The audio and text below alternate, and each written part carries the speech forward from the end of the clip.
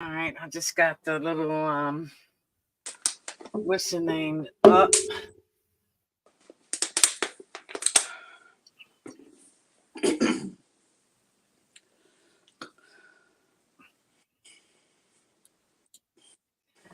Welcome to Just Minding My Business Media. We are so happy that you joined us today, and I am so happy to be bringing um, Robyn to the stage. I'm going to go ahead and introduce her. She should be no stranger to you guys because we have quite a history together. Yes. So I'm going to go ahead and introduce her right now. All righty. Robyn Anetrice Christian is more than just a community figure. She's a force of positive change in her native Baltimore. At 53, as a mother of two and a former law enforcement officer, Robyn's commitment to public service runs deep. Her impact spans a vast array of initiatives. As a foster parent with Hearts and Homes Damamali, I'm probably messing this up, but I'm going to say it anyway, program, she champions the rights of the vulnerable. Her Anetrice House Inc. and Mending Broken Wings LLC has given much needed support and shelter to mothers and holistic healing platform for Baltimore's youth. Her work doesn't stop at charity either. Robyn is charting new territory in politics, running as the 2024 Democratic candidate for Baltimore City Council, where she aims to implement strategic, informed, and centralized services for her community. Wow. So welcome, Robyn. I am so glad we are connecting again. Yes, ma'am. It is so good to see you. It's been a while. Yes, it has. It's been quite a while. We have but we always come together when we need to. Okay, we got a shout out from David Jones. I'll put it down here. Great conversation. Okay, I'm interested in the city council. What prompted you to do that? God heard that. This because there is no way that I would do this under my own free will. I know that's right. There's no way that I would work to try to convince people so hard that we are broken and it's time to heal and stop playing games. But God retired me and has given me the time, the energy, the effort, and the support team, because I have one heck of a team to complete this assignment. So I'm excited. Yes. So yeah, and I heard you say something about convincing people that stuff is broken. I don't know. Anybody in their right mind in today's world cannot see that we are broken. And so, and we have to also remember, broken doesn't look the same to everybody. So your broken and my broken may not be the same. And even our core broken may not look the same. But when we come out of the communities that I would represent, you have to be able to understand and respect their struggle and make sure when you speak to us, you're speaking to us in a manner that you're not disrespecting us. Our children are being punished for adult decisions. And elaborate on that, please. So if we think about how we were raised, so I was born in 70. So I had the opportunity to have a big mama. I had aunts. I had conversations. But when we start getting involved with, we start bringing in the crack epidemic. We start bringing in the slavery mentality. We start bringing all the bad elements in and hit the drugs, and then a generation falls off. Somebody gets tired of having to pick up a generation. So they get thrown to the side. Now they have babies. And their babies have babies.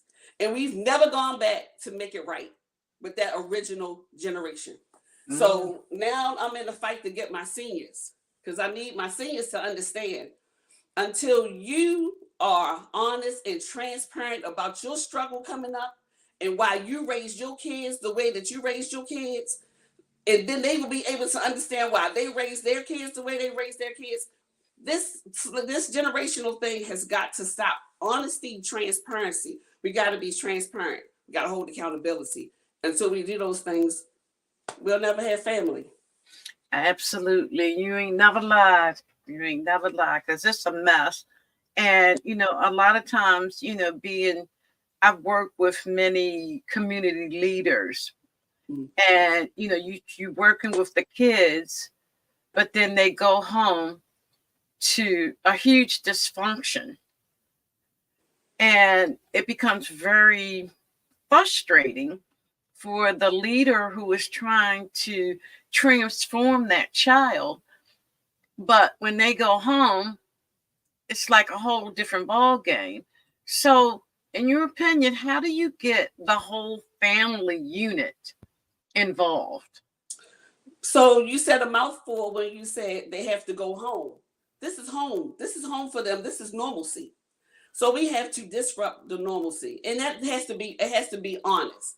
If there is a guardian who is in a struggle, mentally, physically, in a struggle, economically, in a struggle to take care and provide for this child, we have to help that person without judgment, because that's a generation that is already damaged. We have to be careful how we handle them, and we got to handle them with respect, because we dropped them. Absolutely. Right. So, yes. So the 6th district, what area of Baltimore is that? So 6th district is very unique. 6th district goes from Garrison Boulevard, Garrison Duval up to Sinai Hospital. What's that? Northern Parkway, all the way over to Roland Park, back around. You're going down past Poly and Weston, and come on up the hill, back past Green Spring. You're in Park Heights, you're in Ricestown, all the way down to, I think that's Shirley Avenue. I think that Shirley Avenue is a dividing street. Okay. So yes, it's a very huge district. So if elected, what are you planning to do? And I'm just saying, I know what you're planning to do. I'm just saying this for the benefit of the audience. So there's so many different avenues that have to be addressed for us. We're losing our seniors. They're being ran out of their homes. So I know the city council is working on something to save houses, and they're going through their thing. But I want to get a closer eye on that. What does that really look like for our seniors? Because we're going through gentrification. And because we're going through gentrification, gentrification does not have to be a bad thing. Gentrification means the betterment of. So if we're going to make this a beautification and everything, now it's going to be so nice and pretty. You can't run us out, because now it's going to be so pretty. So now we have to make sure that that avenue is covered. But there are there's so many small things that they are so turn into a big thing. So for instance, in one of the areas, especially in that Liberty and Garrison area, they put up a Dollar Tree when they already had a Walgreens, and I think that other one is a Family Dollar. That's the one, Garrison Boulevard. Okay. Why do we keep getting these unnecessary stores? That's crime. You don't do that in Roland Park. You don't do that on that side. And yes, I do understand Roland Park has a different economic base, but that don't mean we get dumped on, because we're not in the same economic base. It's the small things. There are programs in different parts of 6th district that other communities don't know about, because you don't live on that end. Why? We're all in the same district. Why aren't we sharing resources? Right. All of our children, all of our communities are struggling. So it's just enough little things that need to be addressed. And then it's the part of, we have money for our district. Where's that? Right. Where is it? Where's that? What you say? Where is that? Where's that? No, that's right. So they hiding the money, so to speak. You know, and I can't say that it's hidden because I can't tell from the report. When you read their reports, because everything is public, it's like titles are so general. They can mean a million different things. So let's get to the specifics. Yes. Let's call it what it is. Let's see where it was spent. And I'm not saying the lady didn't put it in the right place. Maybe she did, maybe she didn't. I can't call her on it. But we just don't see it. Right. And that is so transparency is not, and clarity. You gotta be transparent. We gotta let the people understand that you are there for them, and you have to really be there. Be there. Absolutely. Absolutely. So if people want to support you, how do they do so? So they can go to my website. I'm sorry to throw this around. My website is Citizens to elect R Christian. Okay. HRISTIAN.com. Yes, because Baltimore has so many outreach programs. They're everywhere. So my thing is, why are so many people having problems? Because there's so many outreach programs out there. I'm not sure if the schools are connected with some of these outreach programs, which I believe they should be, because that's one of the places that kids must go to school.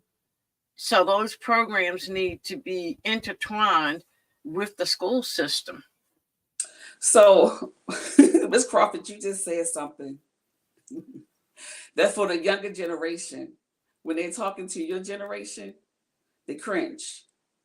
And they should be. There's no should be for a generation that's broken. Yeah, that's true. Right. That's why when I have conversations with them, they be like, Miss Robyn, they don't know how to talk. They doing this, they doing that. And I understand that because I hear the words that the senior community use, and I'm like, we ain't in 1930 no more. If I'm a 70s baby, their numbers starting with 2000. So I need for you to understand they think different, they move different, they got responsibilities. They paying BG&E bills, playing like I'm paying BG&E bills. So we can't just keep talking to them in the same manner that we've always been talking to them. There has got to be another level of respect for people who pay bills, who didn't come into this world trying to pay a bill, but got this job that they didn't ask for. Absolutely. So the goal is to teach the older generation how to communicate with both ways. Right. Okay. Yes. We have to go both ways. And that's why my team we put a program together called Soul Food. And it's a conversation with the older generation and their children and the grandchildren, with the hopes of getting the grandparent to be transparent on her struggles or his struggles and why they did the things that they did and why there's an apology that needs to be had on why they dropped the ball. Mm-hmm. And then that younger generation can understand, they messed up because of they've gone through so much. Slavery has passed down. These kids with slavery, they don't get nothing about that no more. No, they don't. They don't. And I get it because they can't keep staying there and moving. Right. Exactly. So they can't really worry about Dr. King march for us to vote. They can't worry about that. But they should be able to, because it's not their fault. Right. Exactly. We got transparency, accountability, family. That's my whole platform. And that's what needs to happen across the globe right now. Everybody seems like they perpetrating a fraud. They saying one thing and doing another. But And I'll go back to why. yes. Why are we not? And it's okay if your why is something that you can't say, but just know that we know. Yes. And they don't realize that, in conversations, when people talk to you, you don't just leave that conversation right there. You end up taking that and thinking about it, what that person said to you, Absolutely. dissecting it. Yes. You have to, because there's a root for everything. Yes. Let's just being honest about that root, and let's really fix it. Yes. And yes, and really work towards real solutions, not talk about it, but be about it. That's what I always say. There's a lot of talking going on, but it seems like things are consistently getting worse. So, what's actually being done? What's actually being done where? Anywhere.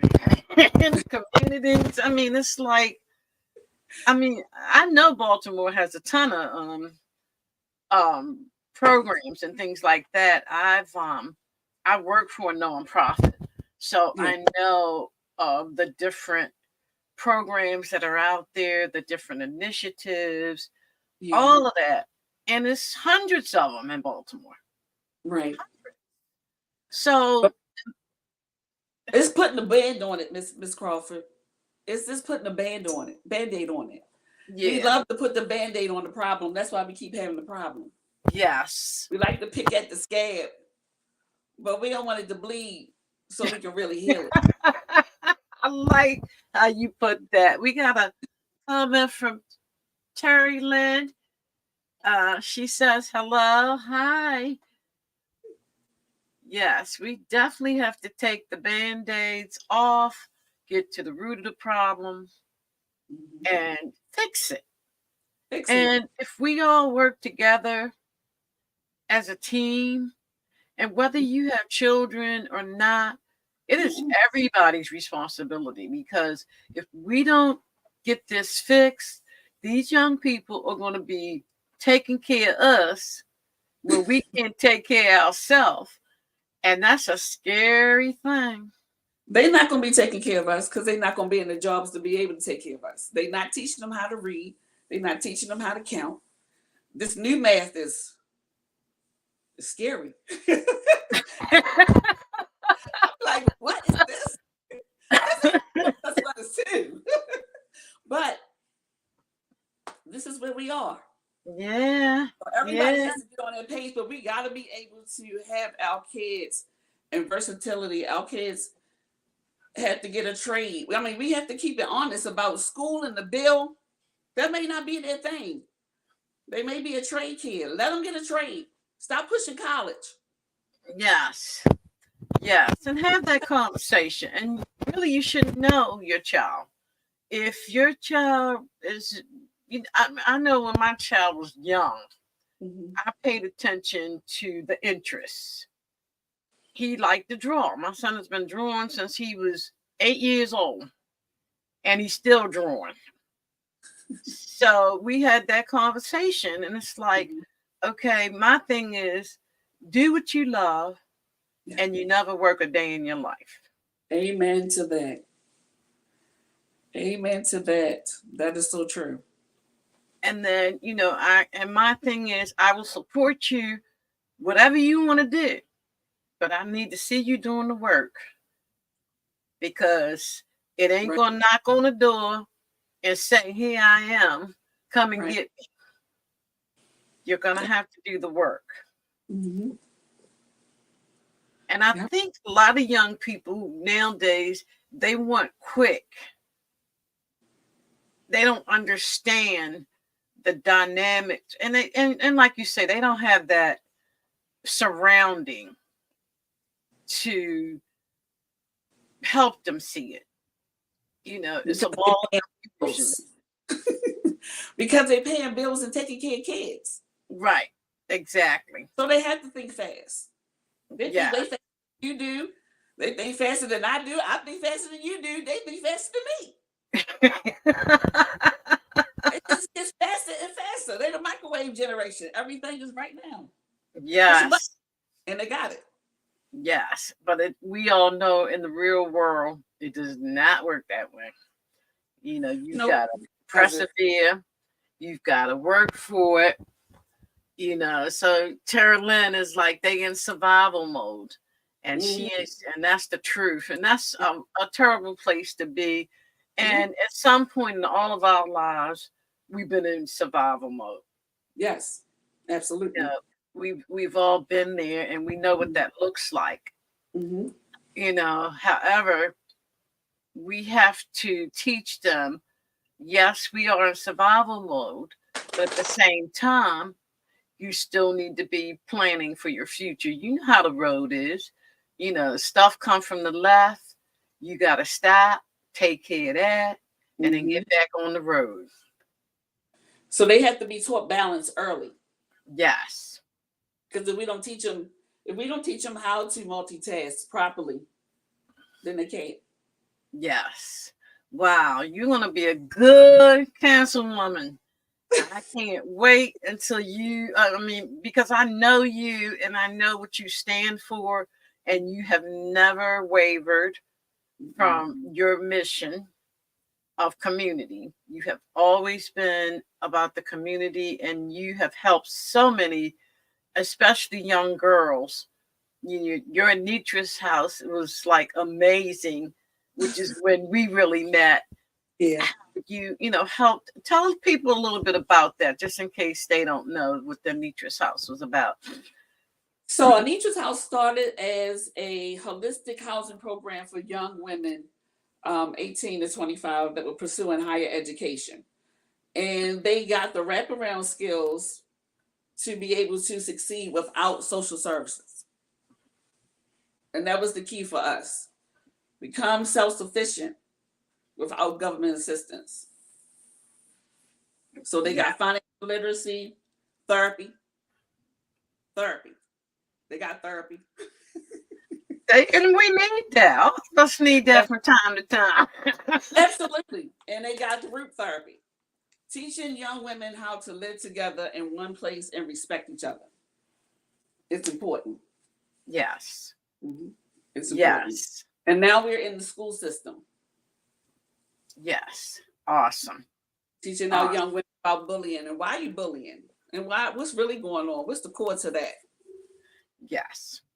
And how to deal with it. Yeah, because we all know that bad behavior is pain within. We know that. We got another shout out from Tara Lynn. Yes, RC will be the best councilwoman in history. Yes, she will. You ain't never lied. She is very, you are very direct, to the point, which I love. You know, I don't need sugar. I need truth. Right. You know, and I think that's the other thing that's happening. A lot of people in the political world is sugarcoating. Yeah. I mean, it is what it is. And pointing fingers. It's this one's fault. I mean, they spend more time pointing fingers than a little. I'm like, okay, it don't even matter whose fault it is. What you gonna do about it? Right. We got to work together. You do. Yeah, and I don't want this job if my community is not ready to heal. And I don't want this job if they're not willing to do the work with me. Yes. Yes, because I will work with you. I want to work with you because nobody knows what you're going through really but you. So absolutely. I need the community associations to get involved. They will get involved under my team because you need to know what's going on in your community. You're in charge. You voted into these positions. So let's work together to get everybody what they need. Yes. What that looks like. Right. One person at a time. So when is the election? May 14th, 2024. And on the ballot, they need Well, to vote for you. yes. How's the ballot set up there? Because I'm in PA now, so I haven't voted in Baltimore in quite a while. Yeah, so it's three of us that's in this race. Mrs. Middleton is she's been in 16 years now. It's also Stephen Johnson. He and I are new to the race. So Oh, okay. Okay. All right. So y'all heard it here. What is it? May? Say it again. May 14th. May 14th. If you're in Baltimore in District 6, you need to vote for Robyn Anetrice Christian. She gonna definitely get it done. She's not gonna pull punches. She's gonna support you as long as you want to support yourself. Absolutely. And that's pretty much how it works anywhere. If you don't do no work, ain't nothing gonna happen. It's not. But be honest about it. That's it. Just be honest about just maybe you just don't know what to do. Right. Or you have some issues that keep you from staying consistent. And maybe you don't know that because you're so broken. People are broken. The broken, you can't get to decipher all of those things. Right. That's true. Girl, you got your hands full. Yeah, it's true. But it can be done. Yes, it can be. It can be done one person at a time. Yeah. And then that person make the change, and that trickles down. If they have children, that trickles down to the kids, and it can be done. Yeah, it can be done. Wow. So again, how can people reach out to you? So they can go to my website, Citizens to Elect R Christian, CHRISTIAN.com. Okay. And there is also a link on there if they want to contact me. So they can reach me. Yes. Well, I'm rooting for you. Thank you.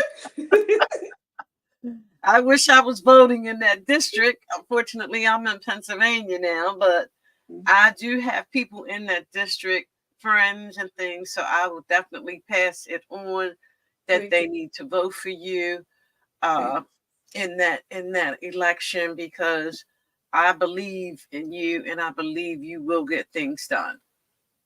Thank you, Mrs. Crawford. I appreciate that. Yes, and thank you, Tara Lynn, for your support, and David Jones for chiming in with us tonight.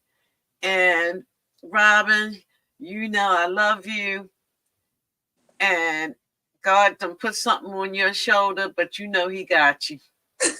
Right? Yes, he does. Because he don't give us nothing that he believe we can't do, and he's going to assist us all the way. So you are in good hands. All right. Thank you so much. All right. Thank you, my dear. Good to see you again. It's been a minute. We're going to have to go have lunch. Especially once you win, we definitely need to celebrate. Absolutely. And even though I'm in PA, my heart's in Baltimore. I was raised in Baltimore all of my life. And I have ties in Baltimore. So if you need me to support you in anything, once you get elected, don't you hesitate to reach out. I will. Thank you so much. Thank you. All and right. Thank you, audience, for tuning in. We also appreciate you. And if you're in the Baltimore area, in District 6, do the right thing. Yes.